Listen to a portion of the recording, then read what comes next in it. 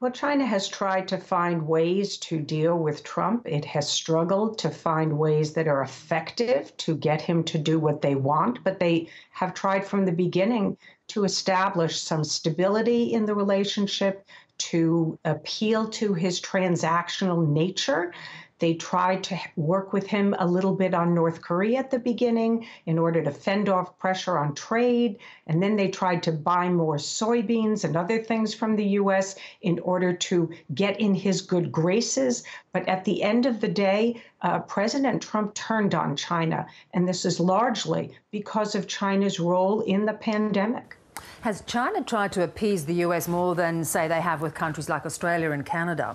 Well, I think that China has refrained from using economic coercion against the United States in the way that it has against Australia and Japan and South Korea.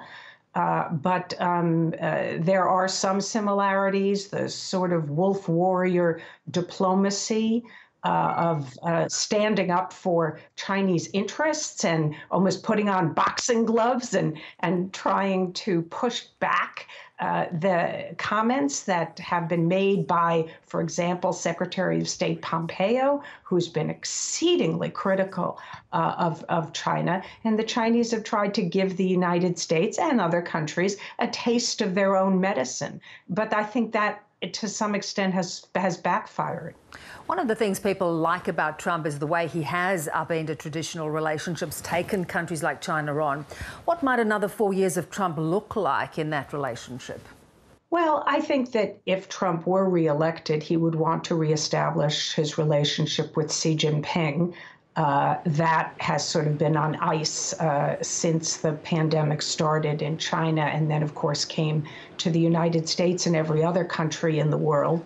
I think he probably would want to restart the trade negotiations, look for a phase two that gets more for the United States than he was able to get the first time around in the phase one deal.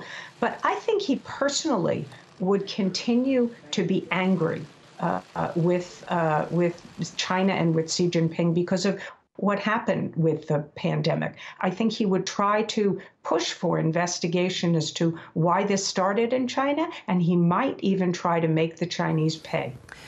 So you're saying if he is re-elected, that rhetoric may not calm down, or he's really going to push for China to have some form of fiscal responsibility? I really think at some level that President Trump does blame the Chinese and feels that they should pay for the economic costs in particular that have hit the United States.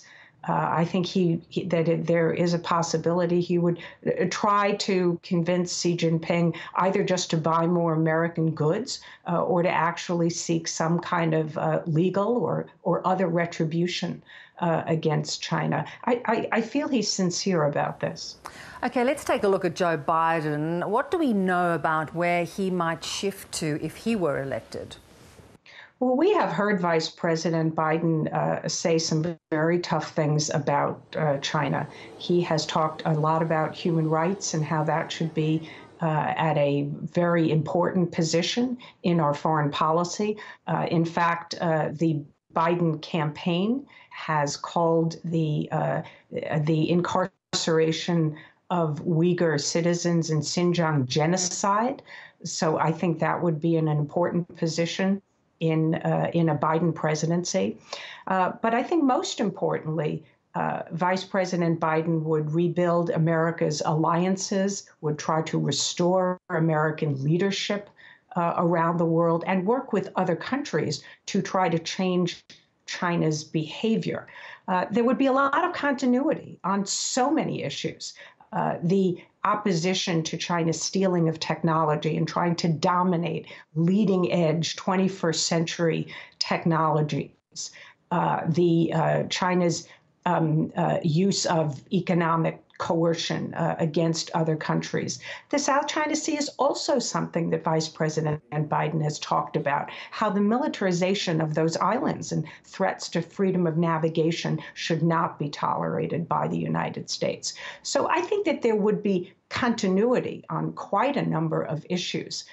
But the ways in which I think Vice President Biden would seek to advance American interests would be different in that he would not be transactional, he would be principled, and he would seek to work with like-minded countries and allies in particular.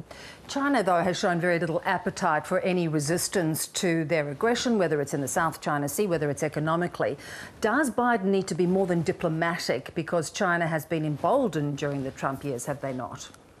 Oh, absolutely. And I think that Biden is not the kind of person to deal with China with kid gloves. I think that he would be quite tough with China when he needs to be.